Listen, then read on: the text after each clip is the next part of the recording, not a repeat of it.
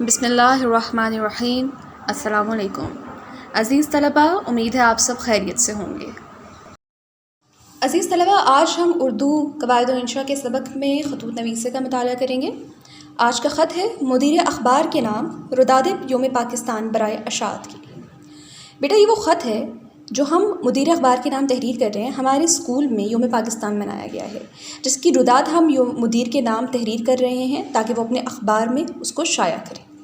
خط کا طریقہ کار وہی ہے، صرف القاب میں تبدیلی آئے گی۔ جہاں پہ جس طرح ہم پچھلے خطوط میں لکھ چکے ہیں امتحانی مرکز، اس کے نیچے تاریخ ویسے ہی تحریر کی جائے گی۔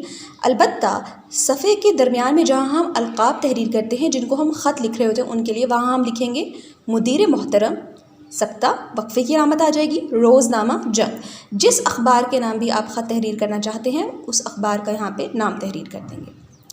سلام مسنون کی جگہ آپ السلام علیکم ہی لکھیے اور ندائیہ کی علامت لگائیے، وہی مناسب رہے گا۔ کل مورخہ 14 اگست ہمارے اسکول میں یوم پاکستان نہایت تذک و احتشام سے منایا گیا، نہایت تذک و احتشام سے، شان و شوقت سے منایا گیا۔ اس شاندار اور پروقار تقریب کی مختصر کارروائی ارسال خدمت ہے۔ ارسال خدمت ہے آپ کے سامنے پیش، آپ کی خدمت میں بھیجی جا رہی ہے، ارسال کی جا رہی ہے۔ امید ہے کہ آپ اسے اپنے موقر روزنامے کی قریب ترین اشاعت میں شائع فرما کر ممنون فرمائیں گے۔ موقر بیٹا اس کا مطلب ہوتا ہے باوقار، عزت دار، ایسا روزنامہ کہ جو ایک معاشرے میں عزت والا مقام رکھتا ہے۔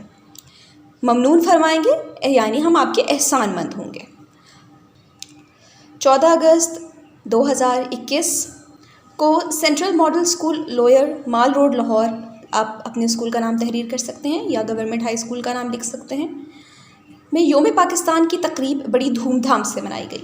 سب سے پہلے پرچم کشائی کی رسم محترم ہیڈ ماسٹر کیپٹن چودھری اکرم علی صاحب نے ادا کی۔ اسکول بینڈ نے قومی جھنڈے کو سلامی دی اور عین اسی موقع پر جبکہ وزیر اعظم پاکستان اسلام آباد میں پرچم کشائی کی رسم ادا کر رہے تھے اور قومی ترانہ بج رہا تھا، ہمارے اسکول نے بھی اس اجتماعی قومی ترانے میں شرکت کی۔ پھر اسکول کے طلباء نے شہنائی کی سریلی دھنوں پر مارچ پاسٹ کا مظاہرہ کیا۔ اب یہاں پہ بتایا گیا اسکول بینڈ، اسکول کے اندر جو بینڈ موجود تھا، جو کوائر موجود تھا، اس نے قومی جھنڈے کو سلامی دی، کوئی نذرانہ پیش کیا، نذرانہ عقیدت پیش کیا، اور عین اس موقع پر جب وزیر اعظم پاکستان اسلام آباد میں پرچم کشائی کرتے ہیں، اسی وقت انہوں نے اپنے اسکول میں پرچم کشائی کی۔ اس اجتماعی قومی ترانے کو میں شرکت کی۔ اجتماع سے مراد ہوتی ہے وہ جہاں پہ پورا مجمع ہو، رش ہو، اجتماع کے ساتھ مل کے سب مل کے کوئی کام کریں، اس کو اجتماعی کہا جاتا ہے۔ پھر اسکول کے طلباء نے شہنائی کی سریلی دھنوں میں، شہنائی ساز کا نام ہے، موسیقی کا ساز ہے جس کو باجا بھی کہا جا سکتا ہے، اس کی دھنوں میں مارچ پاسٹ کا مظاہرہ کیا۔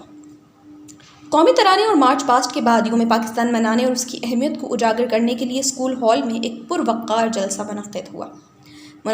انعقاد ہوا جس کی صدارت اسکول حاضہ کے ہیڈ ماسٹر، اسکول حاضہ یعنی یہ اسی اسکول جس اسکول کی بات ہو رہی ہے اسی کے ہیڈ ماسٹر صاحب نے کی۔ جلسے کا آغاز قرآن پاک کی تلاوت سے ہوا۔ تلاوت کے بعد ایک خوش الحان طالب علم نے، خوش الحان سریلی آواز والا، اچھی آواز والے طالب علم نے جناب رسالت مآب صلی اللہ علیہ وآلہ وسلم کے حضور نعت کا نذرانہ پیش کیا۔ نذرانہ پیش کے، نذرانے کا لغوی معنی ہوتا ہے تحفہ دینا۔ اس کے بعد جماعت ہائے ہشتم، نہم، دہم کے متعدد طلباء نے تحریک پاکستان اور بانی پاکستان کے بارے میں نہایت مؤثر اور دل نشین انداز میں تقاریر کی۔ متعدد یعنی کئی طلباء جو تعداد میں زیادہ ہوں، انہوں نے تقاریر کی۔ مؤثر اور دل نشین، مؤثر وہ انداز جو اثر انداز ہوتا ہے، آپ کے دل پہ جو اثر کرتا ہے، کوئی نہ کوئی اثر چھوڑ جاتا ہے، اور دل نشین انداز میں تقاریر کی اور سامعین سے کھل کر داد پائی۔ سامعین، سننے والوں کو سامعین کہا جاتا ہے۔ ان تقاریر کا لب لباب یہ تھا کہ پاکستان کا قیام ایک بہت بڑا انعام خداوندی ہے۔ لب لباب سے مراد ہے، یہاں پہ یہ بتا رہے ہیں کہ اس کا خلاصہ بیان کر رہے ہیں کہ تقاریر میں کیا بات بیان کی گئی تھی۔ پاکستان کا قیام ایک بہت بڑا انعام خداوندی ہے اور یہ نہ صرف اس خطے کے مسلمانوں کے تحفظ کا ضامن ہے، ذمہ دار ہے، ضمانت دیتا ہے، بلکہ یہ دنیا بھر کے مسلمانوں کے لیے ایک مضبوط سہارا ہے۔ یہ اسلام ایک قلعہ ہے، ہمیں اس قلعے کو ناقابل تسخیر بنانا ہے۔ ناقابل تسخیر، تسخیر کہتے ہیں فتح کرنے کو۔ ناقابل تسخیر سے مراد ہے کہ کوئی اس کو فتح نہ کر سکے، یا ناقابل شکست ہو، ناقابل تسخیر ہو۔ مقررین نے بتایا کہ علامہ اقبال اور قائد اعظم محمد علی جناح رحمۃ اللہ علیہ ملت اسلامیہ کے دو عظیم محسن تھے یعنی جن کے ہم احسان مند ہیں۔ علامہ اقبال رحمۃ اللہ علیہ نے ذہنی طور پر قوم کو قیام پاکستان کے لیے تیار کیا اور پاکستان کا تصور پیش کیا، جبکہ قائد اعظم نے اس تصور کو حقیقت میں بدل دیا۔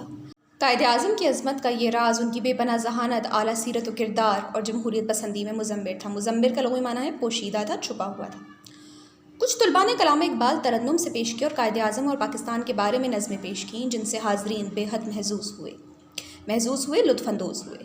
ایک طالب علم نے قائد اعظم کی تقریروں کے کچھ اقتباسات پڑھ کر سنائے، اقتباسات، عبارتیں، پیراگراف۔ اس کے بعد ہیڈ ماسٹر صاحب نے آزادی کے موضوع پر نہایت قیمتی خیالات کا اظہار کیا۔ آپ نے فرمایا کہ قیام پاکستان کا مقصد یہ تھا کہ اس خطے میں مسلمانوں کے مذہبی قومی وجود اور مسلم تہذیب کو تحفظ فراہم کیا جائے اور ان کے معاشی مسئلے کو بہتر طور پر حل کیا جا سکے۔ ہم نے پاکستان اس لیے حاصل کیا تھا کہ ہم اپنی انفرادی اور اجتماعی زندگی اسلامی تعلیمات کے مطابق گزار سکیں اور یہاں مکمل اسلامی معاشرہ اور اسلامی نظام حکومت قائم کریں۔ قائد اعظم رحمۃ اللہ علیہ نے قوم کو اتحاد، یقین اور تنظیم کا جو پیغام دیا تھا، تنظیم، نظم و ضبط، ہمیں دل و جان سے اس پر عمل کرنا چاہیے۔ آخر میں استحکام پاکستان کے لیے دعا کی گئی، استحکام پاکستان کے لیے، پاکستان کی ترقی کے لیے، اس کی ترقی کی راہ پر گامزن رہنے کے لیے دعا کی گئی اور طلباء میں مٹھائی تقسیم کی گئی۔ یوں یہ تقریب سعید اختتام پذیر ہوئی۔ یہاں پہ آپ نیاز مند بھی لکھیں گے، نیاز مند لکھنا ہے، وسلام بھی لکھ لیں، نیاز مند، وسلام، نیاز مند اور الف بے جیم لکھیں گے آپ یہاں پہ، اور اس طرح آپ اپنا خط ختم کر دیں گے۔ جی عزیز طلباء، آج کے لیے اتنا ہی۔ اس خط کو اچھے سے ذہن نشین کیجیے، کل نئے خط کے ساتھ، نئے سبق کے ساتھ آپ کے سامنے حاضر ہوں گے۔ اپنا بہت خیال رکھیے گا۔ اللہ حافظ۔